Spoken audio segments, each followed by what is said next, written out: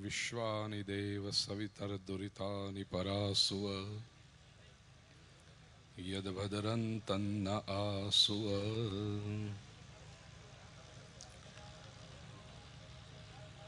अत्यंत प्रसन्नता की बात है कि पवित्र कार्तिक मास में पुण्य सलीला कलकल नंदिनी गंगा मैया जहां पर बहती हो आपके दाहिनी ओर, तो एक तरफ गंगा मैया का प्रवाह और यहां से सत्संग का प्रवाह सीधे आपके अंतःकरण में शुद्धि लाने के लिए बह रहा है।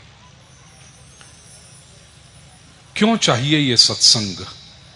प्रश्न स्वाभाविक है। विशेष करके आज की युवा पीढ़ी हर बात में प्रश्न पूछती है, क्यों क्यों, व्हाई। कोई भी बात उनके पास करानी हो तो पहले ये प्रश्न पूछेंगे, व्हाई। ये सत्संग क्यों चाहिए? 9 दिन तक इतना भव्य आयोजन क्यों? एक छोटी सी घटना शास्त्रों के प्रमाण से आपके पास पहुंचा रहा हूं। हंस था एक, श्वेत, शुभ्र, सात्विक, अपने पांखों के बल पर, अपने पंखों के बल पर बहुत ऊंचाई पर उड़ रहा था। सर्दी के दिन थे, बहुत ठंडी थी। हंस की दृष्टि नीचे पड़ी, उसने देखा जैसे भूमि पर सफेद चद्दर छा गई हो। दृश्य सुंदर लग रहा था।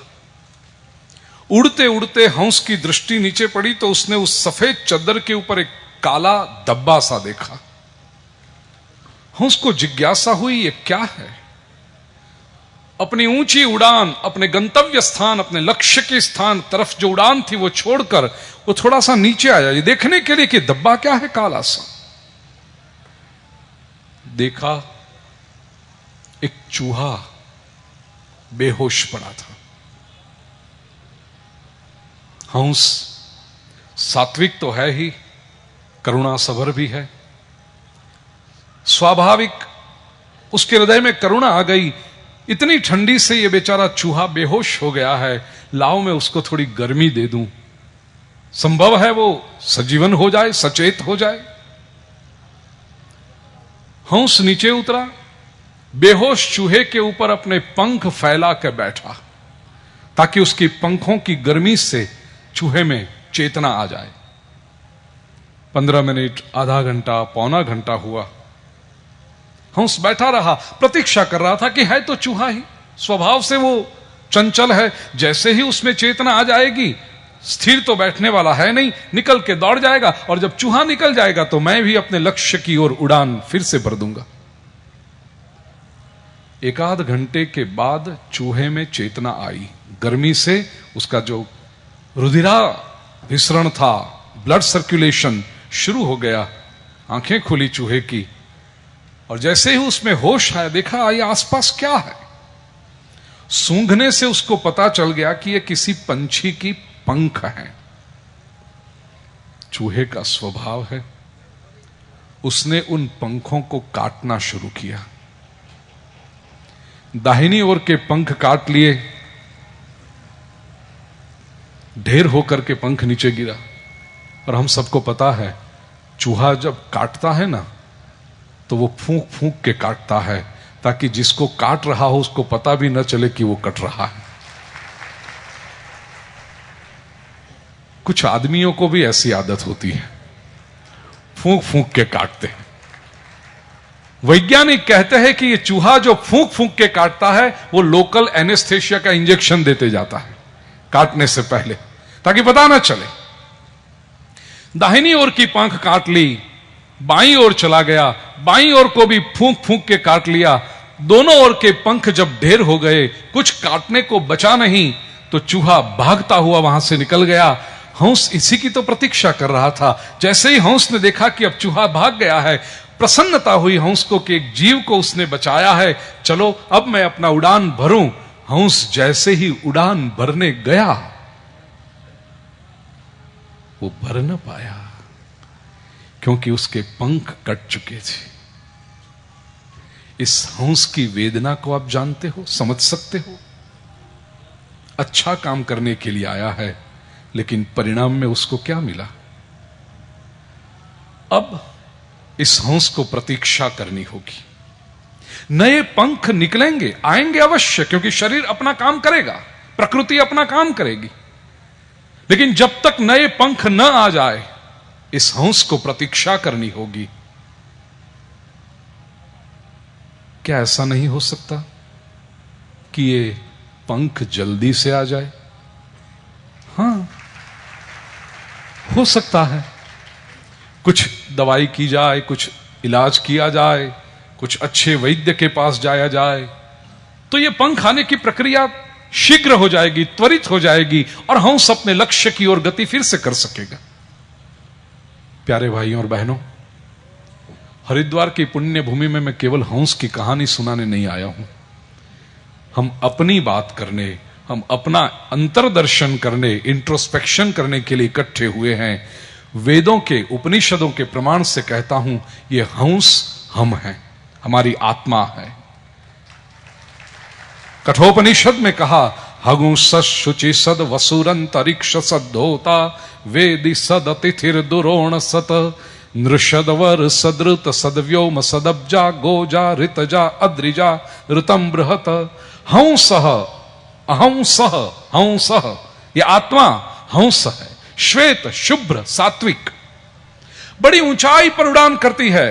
आत्मा अपने शुद्धतम स्वरूप में कितनी ऊंची होती है, और उसका लक्ष्य है मुक्ति, भक्ति, परमात्मा के चरण कमल। पृथ्वी पर जब हंस देखता है सफेद सी चद्दर, उसमें एक काला धब्बा, यह बेहोश चूहा अस्तित्व में मन है। मन बेहोश पड़ा है।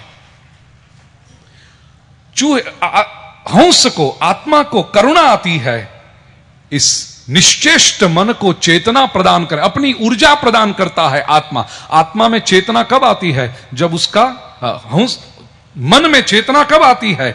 जब आत्मा से उसका संयोग होता है। आत्मा अपनी ऊर्जा देता है ताकि मन सचेतन हो जाए, लेकिन मन चूहे जैसा है। क्या करता है? जिस आत्मा ने उसको ऊर्जा दी, उसी आत्मा के पंख मन काटता है। संसार के सानिध्य में यही हो रहा है। मेरी और आपकी आत्मा के पंख कट गए, इसलिए हम संसार में बंधे हुए हैं। संसार का बंधन और कोई नहीं है। कहां कोई चेन, कोई बेड़ी, कोई लगी है? कुछ नहीं लगा, केवल आत्मा की पंखें कटी हुई है। अब ये पंखें उड़ेगी, न जाने कितने जन्म लग जाएंगे, न जाने कितने 84 लाख के फेरे लग जाएंगे, तब आत्मा को पंखें फूटेगी, शक्ति आएगी, आत्मा फिर उड़ान भरेगी मुक्ति की ओर या भक्ति की ओर। ऐसा नहीं हो सकता कि आत्मा की पंख जल्दी से निकल आए। हो सकता है। क्या ऐसा कोई इलाज, कोई ऐसी सारवार, कोई ऐसा अस्पताल नहीं जहां पर आत्मा के पंखों को हम शीघ्र उसको निकाल सके? यह अस्पताल ही तो हमने खोल रखा है 9 दिन के लिए। ये कुशल वैद्य आपके सामने बैठे हैं, और वो यही काम करेंगे 9 दिन तक। आपके आत्मा के जो पंख कटे हुए हैं, शास्त्रों के माध्यम से, ग्रंथों के माध्यम से, धर्म के माध्यम से, आचार्य परंपरा के उपदेशों के माध्यम से आपकी कटी हुई पांखों का इलाज किया जाएगा। आरंभ में आप सभी धर्मानुरागी सज्जनों को, हरिभक्तों को मैं केवल इतनी बात कहूं कि आप अपनी ओर से जो भी नियमों का पालन करना हो वो करना। डॉक्टर जब दवा आपन पछी के क्या चरी पाड़जो, मीठू ओछू खाजो, खटाश नहीं खाता, हम ये वैद्यराज जो आपको नियम बताएं वो नियमों का पालन करना, तो आपकी पांखें जल्दी से फूटेगी और आपकी उड़ान जल्दी से हो जाएगी। बस इतना ही कहकर मेरी अल्पवाणी को विराम दूं। खूब भक्ति सभर संतो મને આમંત્રણ આપવા માટે આવ્યા હતા। 1 મહિના પહેલા મારી અહીંયા કથા હતી ત્યારે, અત્યારે પણ કથા ચાલુ છે। કથાની મધ્યમાંથી હું અહીંયા આવ્યો અને વળી પાછું જઈને મારે કથાનો ક્રમ શરૂ કરવાનો છે। આપ સૌનો પ્રેમ, સંતોની કૃપા, અને આચાર્ય પરંપરા પ્રત્યેનો આદર મને આપ સૌની વચ્ચે લઈ આવ્યો છે. હું તરત જ विदाई लईश. आप सबने मारी खूब खूब शुभेच्छा. ये आयोजन अति सफलता को प्राप्त करे और भक्तों के जीवन में बड़ी उन्नति आए, यही सद्भावना के साथ आपको भी प्रणाम, व्यासपीठ को भी प्रणाम.